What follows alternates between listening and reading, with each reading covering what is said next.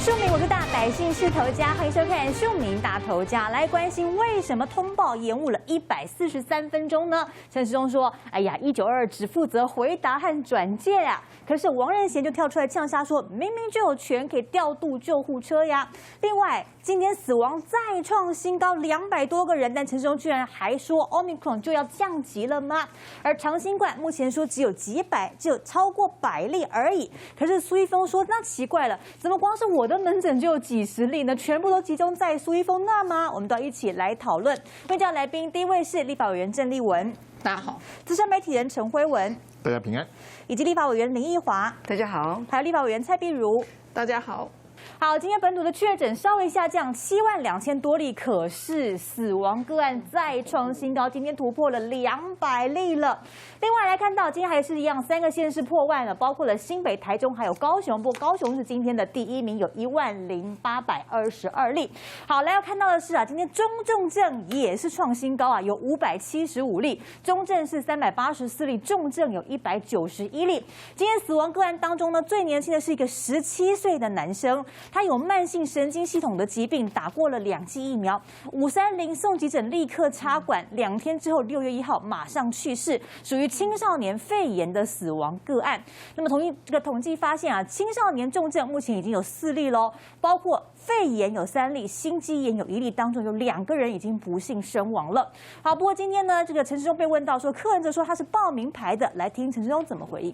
台北市长柯文哲说：“您开记者会是报名牌，想请问部长怎么看这样的说法？”把他形容说在报名牌，那我觉得这样就有一点不太好了哈。每一个政府单位都有它的一个功能嘛，那我们的功能很清楚，就是大家有问题，我们记者会来跟大家回答。那有些重要政策要宣布，用这个平台来宣布，那也建立了一定的公信力。那在传播这政策的时候，相对的效率也比较高。关于恩恩爸事件，国民党立委早上指控并质疑延迟就诊原因中，1922当时因为管不到119，因此中央的1922确实有责任。这是一个疫情通报及咨询服务的中心，那委托民间来经营。在这段时间，当然大家对每一样的制度都会检讨，那我们也很乐于对每一项制度如果有精进的空间。那我们就每一项一步一步的把它做得更好，但是刚才讲说责任，那就要清楚说它的责任的范围就是疫情通报及疫情及咨询服务中心是由民间在经营的。这波疫情是已经夺走了17条儿童的生命，指挥中心却是在中和男童恩恩重症病故之后，才针对儿童确诊就医制定了指引。那么现在恩恩爸就指控说，当时打了第一通的电话就是打给1922，甚至后来都已经告知说恩恩昏迷了，1922呢才把这个案件转送到了北区管制中心。他没有办法接受1922的横向联络，竟然要花143分钟。好，陈时中部长就说了，1922只是负责回答和转介的单位，没有调度119和防疫计程车的权限，而当天电话又很多。但是当初陈时中他不是拍了广告吗？不是很清楚的说，如果有发烧等等确诊症状要通报1922吗？当民众告诉1922说有人已经昏迷了，可以告诉大家说等一下，我143分钟之后会帮你转告吗？如果说1922只是一个总机或是心理辅导张老师，那陈时中部长为什么拍广告叫大家有发烧要通报1922呢？就说你只能通报1922，而1922又不具有积极的功能的话，那你不就是在诓我们民众吗？那指挥中心怎么能够这么的不负责任呢？好，恩恩爸爸他能够这个锲而不舍，一定要追究到底，为了就是给他心爱的宝贝一个公道。我们来看一下。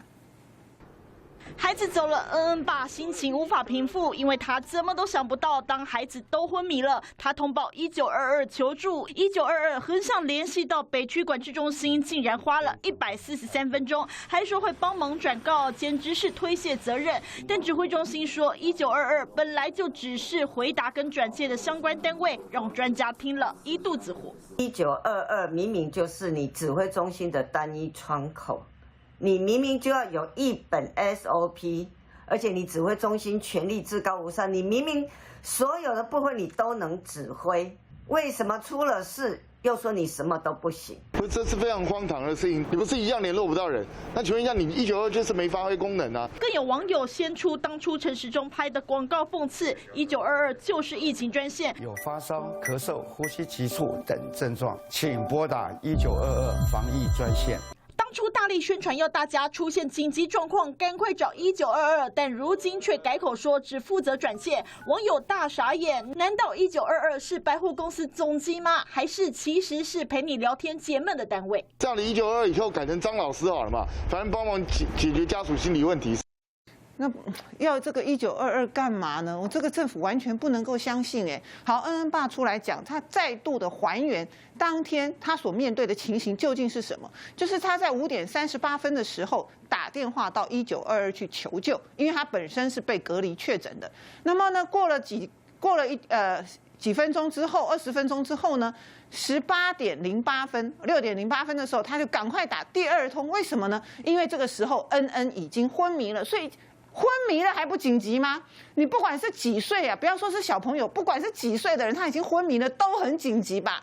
可是他打了6点08分这一通说恩恩已经昏迷的电话之后，1922一直到8点44分才把案件转给北区的管制中心，然后北区的管制中心花12分钟找到新北的卫生局，所以新北的卫生局是在2个多小时才接到这通电话。那你看看前面第1通电话隔了半个小时之后打第2通，所以这半个小时也都没有处理。然后第2通电话一直到8点才处理。那接到电话的人在干嘛呢？他只是把电话接起来，然后就挂断，接起来就挂断吗？是这样吗？140分钟才把案件转送，这难道还不够离谱吗？陈时中说啊，没有啦，你们对1922的期待太高了，1922只是负责回答。然后呢？那不是要转介吗？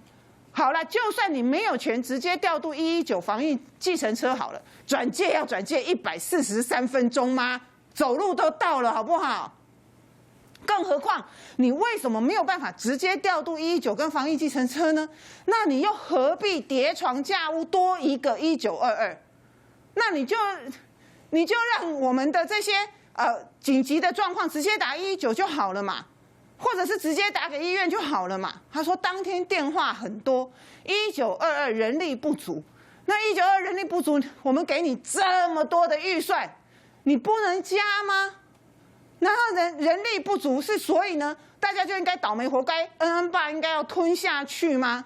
罗秉成说，如果对时间不满意的话，可以精进检讨。啊，都已经过了这么久的时间了，你们精进了吗？你们检讨了什么呢？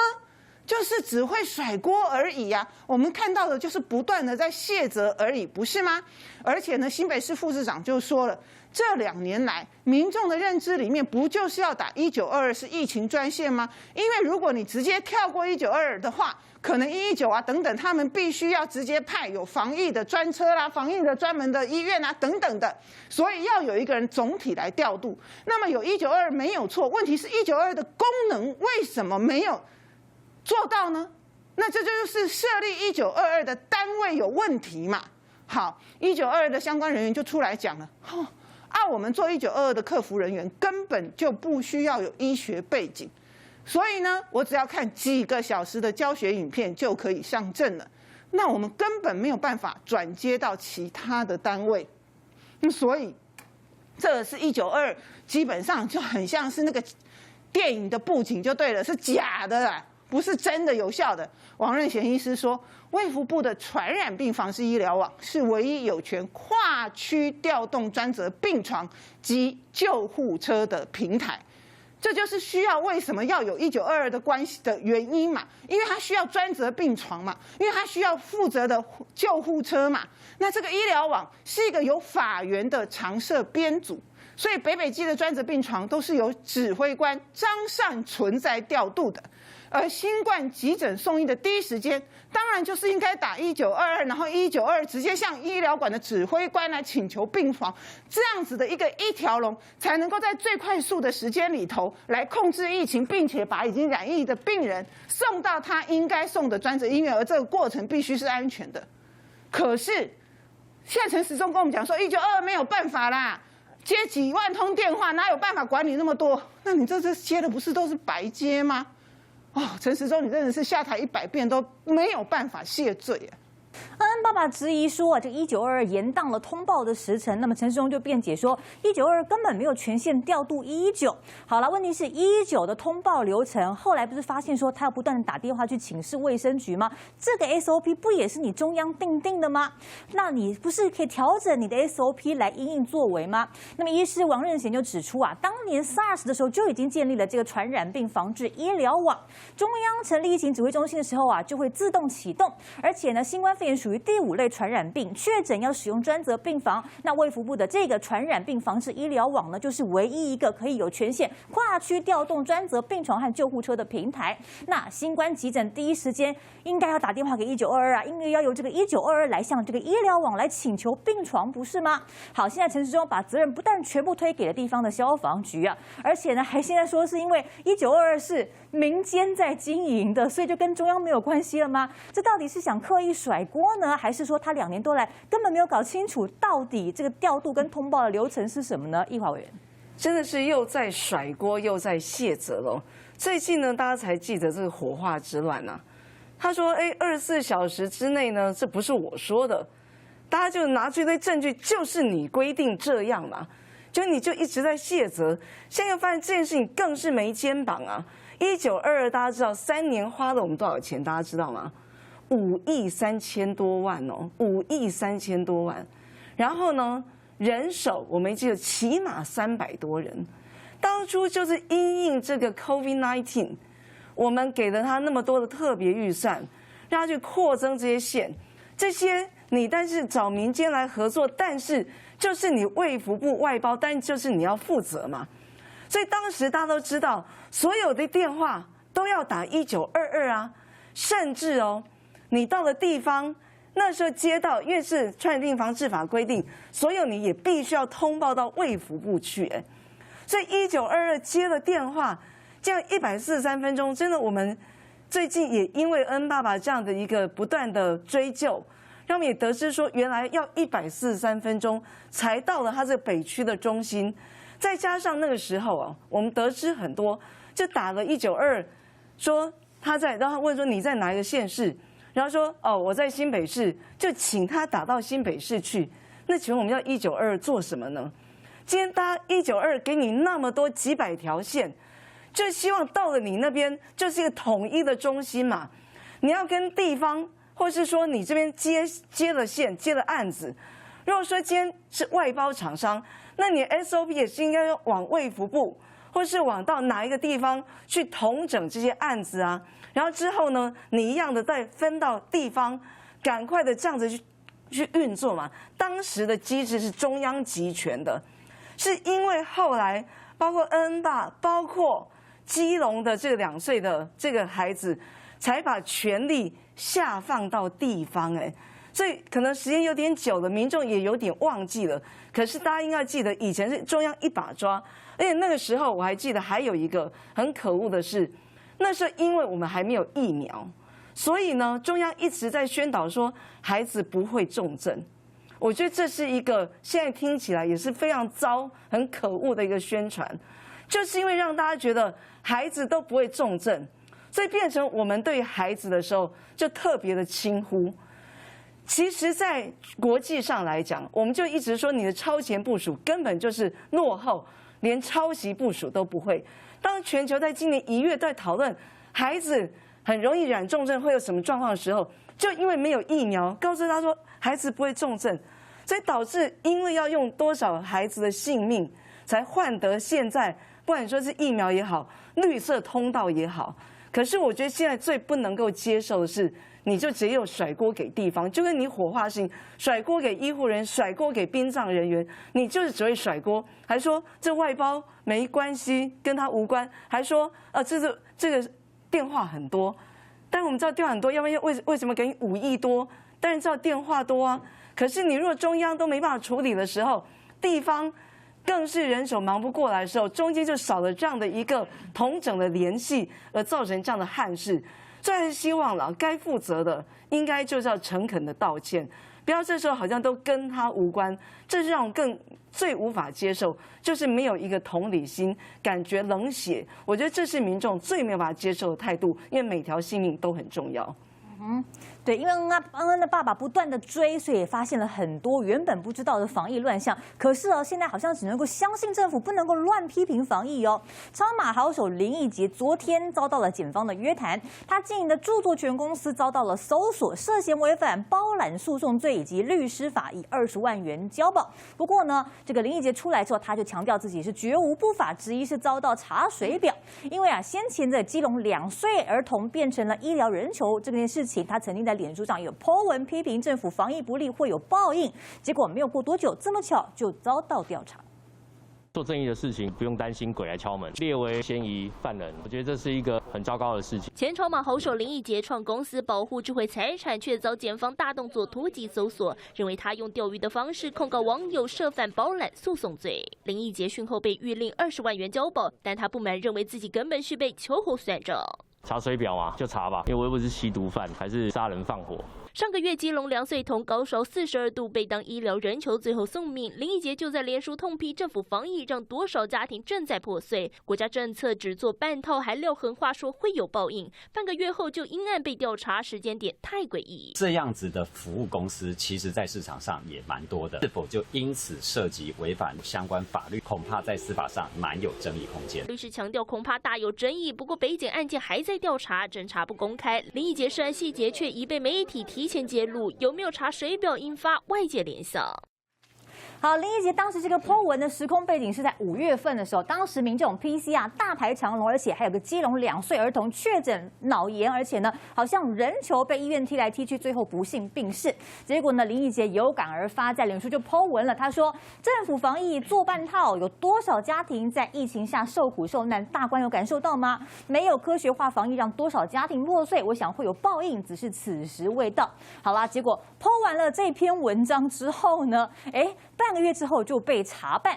事后林义杰说，他认为自己做的是正义的事情，被列为嫌疑犯人是很糟糕的事，想查水表就查吧。好，其实这个案子北检在4月份曾经以证人的身份约谈过林义杰，当时呢他也出示了业者的授权书。好，姑且不论林义杰做的事情是不是做法有争议可是现在不应该是侦查不公开的期间吗？为何案情的细节不断的被摊在媒体和网络上被人讨论呢？我们要请教一下辉文哥所以到底是谁在背后放消息吗？而且这么大阵仗的突袭搜索上铐，难道林义杰是犯了杀人罪吗？这符合比例原则吗？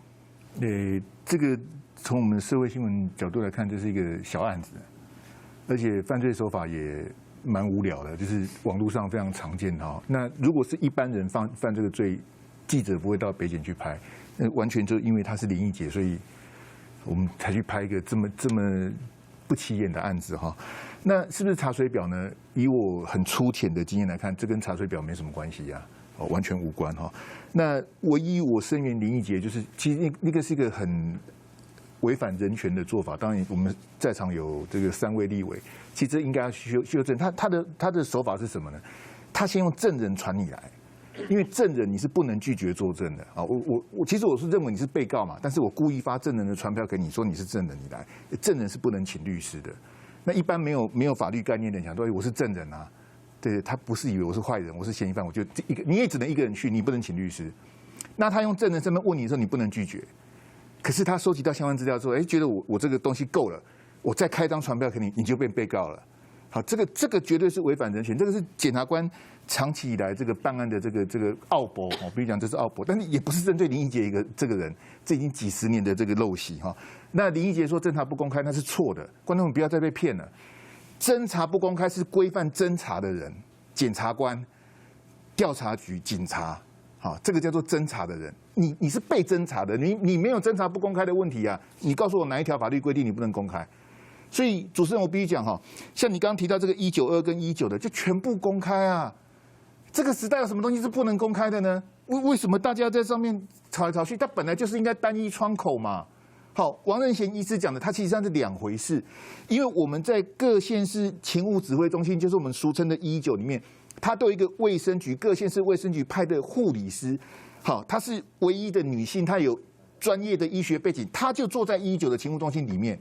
因为只有他懂医学，所有紧急医疗网的调派是他在调派啊，不是我们接电话的119的队员啊，他只是负责接听，然后这个需要这个调动，譬如急诊啊、救护车的，就是由交给卫生局的窗口，由这位护理师他去调度嘛，他跟各医院才熟啊。这个跟1922有什么关系？这跟192完全无关。那我问你，如果没有疫情的时候，你有什么状况要去找谁？当然是打119。你平常打192不会有人啊，当然是打119的。所以观众朋友，这个陈忠拍的那个广告讲得很清楚，发烧什么的要打电话给192，民众是被他误导了吗？没有啊，你本来对，还有你要去调你的节目3、4月的时候，我就在你的节目讲的，我对恩恩的爸爸妈妈我很同情啊，因为你的小朋友离开了。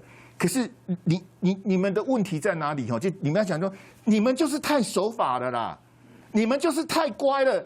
我有没有在庶民大头家跟你讲？啊，你都没有在看，都没有听，我就跟你讲说，这个时候是你不能相信这个政府，你要干嘛？你要自救嘛。你是民众党的支持者，你就打电话找蔡壁如嘛。你是国民党的，你就找林奕华、找郑丽文；民进党的你就找高嘉瑜啊。我问你，周玉蔻有排队吗？周玉蔻有没有排队？周玉蔻为什么不用排队？林静怡有排队吗？林静怡为什么一下他 PCR 就出来了？大概那天杨志良署长在你这边有，他跑20年的某大报的医疗记者自己确诊排队排4个小时，那个记者我也认识完说那个比我还资深了，我说你蛮好的，记者排队排4点钟，林静怡有排4点钟吗？周玉蔻的 PCR 是在他家里做的啊。所以观众朋友，你这个时候，我要守法，我要照规定来，我照 SOP 来，我要先打119，打192，我要照规定来，我要等救护车来，你不要再等了啦。林奕华委员刚刚讲的没错，是当时4月那个时候的时空背景。但是观众朋友，你的小朋友发烧排队，当林口长庚有一个那个6个月的这个小朋友，他排了1个小时的急诊，排到他说他小朋友死了。黑马过啊哈，观众朋友讲几个波输苗。因为我是没小孩的，假设我有小孩发烧叫我排队排1个小时，我管你的，我一定是打电话叫立委绕记者来，我直接冲急诊室，你给我挡看看呢？那不就是你太守法了啦！我知道你家人，我不是去批评被害人家说这个不是讲，那我们台湾本来是一个特权的社会，不然呢？你以为我们台湾的程度很高吗？程度不高啦。陈时中是不是开汽车每天跟你讲空床？你为什么没有床？因为你没有找到对的人啊！现场的3个对的人，不要拍我了，我是错的人哦。你现场有3个人，哈元也使不上力了，你要找另外3个啦。嘿，真讲他们这款委员卡来要求，挤嘛，赶紧挤出来啊！你去排队，你就慢慢等吧，不要再排队了哈。这我再强调一遍，不是批评的，这观众们，你看我们节目要有收获。霍文兄叫我们走后门啊，不然呢？你走前门，你去排啊。你要听我的去走后门，还是你要去排队走前门？我就跟你讲，如果是我的家人，我一定走后门呐。你加个赖吧，你没有？我跟你讲，他们3个赖我都没有，他你的赖我也没有，但是我有别人的赖啊。我又不是只认识他们3个立委，你们好了，对不对？你观众们不要再那个了，不要再 hit 了，你就认清我们社会的现况。为什么明明有空床，为什么有资源，但是有人有，你就是没有？关键在这里了。好，另外一个话题，很多人关心的是，舆论都质疑为什么新加坡就可以帮亡者守灵3天，啊，台湾就不行呢？陈时中说，这个有难度哦，24小时要火化，没有错，是对的。但是郭正亮指出，其实联合国2020年就颁布了确诊殡葬指引，不但没有规定24小时之内火化，而且还可以瞻仰遗容，只规定说，如果你要是碰到了遗体，那要用酒精洗手。郭正亮也说啊，去年6月就有家属跪着目送确诊的父亲遗体被送走，他对这张照片印象非常深刻，他不相信指挥中心没有1个人看到这张照片。好，蔡政府整天喊着要进联合国，要进 WHO， 不是吗？结果直接不甩联合国和 WHO 的指引啊！我们逆世界潮流啊！经济部长王美花不是说台湾要融入国际社会就要合乎国际标准吗？这是为了莱猪讲的啦。所以我们要请教一下我们的蔡委员呢，还是说像柯文哲讲的，这个让卫福部长来当总指挥，就是政府犯下的大战略最大的错误？没有，最近就是我们的指挥官，我想这个坐在那个指挥台上面讲了2年多的记者会嘛，那大家都觉得他是一个话王。我有一次在一个节目里头说，他不只是一个话王都很想揍他，他常讲话就会让人家想揍他，你知道吗？那就是他讲过的话常常变来变去，变来变去。那其实这个24小时活化这件事情呢，大概有明文规定啦，我们就是拿那个 CDC 的明文规定来讲，因为新冠肺炎它被列为第5类的传染病。那第5类，我国在第5类的传染病里头，比如说大家比较熟悉的。过去2003年的 SARS 啊，后来是 MERS 啊，就是中东严重呼吸道的症候群，或者是大家曾经比较熟悉的伊波拉病毒，这种通常都被列为第5类的传染病。不过呢，大概大家比较不熟悉的时候，其实就是到了进入秋天就很容易得到的 A 型的流感，事实上它也是第5类的。对，被列为第5类，那它也是要24小时通报的哈。但是它如果不幸染疫死亡的话，刚讲的那些很多的都要在24小时内，它是规定要火化或者是报请主管单位深埋，就是你要土葬的话。但是呢，这个果然我们去看 CDC 上面确实是新冠肺炎，它只说要尽速处理。所以过去2年半来，我觉得很多的地方政府跟殡葬业大家觉得说。尽快处理，因为其实它后面有但书。过去呢，在他们指挥台上面，每个人都讲说，因为他是染疫死亡，所以他身上有足以传染的病毒，所以呢是要尽快处理。那尽快处理，大家都会觉得你24小时通报，那当然大家就会觉得说，那就是要24小时要赶快的来火化，而且也不让家属去看了。为什么？因为他身上有病毒，大家觉得说身上有病毒，不要再去传染给别人。不过。WHO 最近这1、2天，大家就会来看说，它事实上是可以根据各国的民俗，它可以来不一定要24小时火化，你可以瞻仰仪容啊，或者是有很多的地方的民族性或宗教性，它还是要有做一些仪式的。那大家就会觉得说，那只有你台湾最没人性吗？所以大家觉得说，你陈时中打刚底下的报数字，你完全没有人性，你完全没有感受到。老百姓的一些遗憾跟痛苦吗？很多人就是父母亲突然间死亡了，然后就把他入殓了，然后就火化了，然后从远处回来的小孩子根本连看都没看到这样一个机会，头都没有拔掉，还在手上就送进去火化。对，他就是进那个入殓袋，然后就是还2层他的理由就是说怕里头的病毒会传染给别人。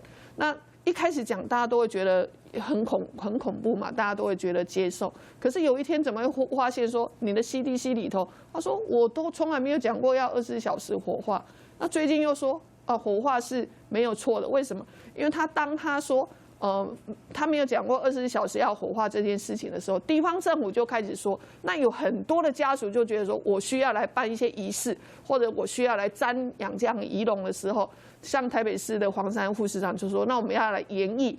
这些呢遗体是不是要暂存在某些地方？但暂存的时候呢，那这个指挥中心又觉得说，他身上这个有很多的病菌怎么办？所以他才会说24小时火化也是没有错。说穿了，这个陈时中真的是一个话王，到底他什么时候要下来？大家可以不要听他每天话连篇啊。好，我们先休息一下，马上回来。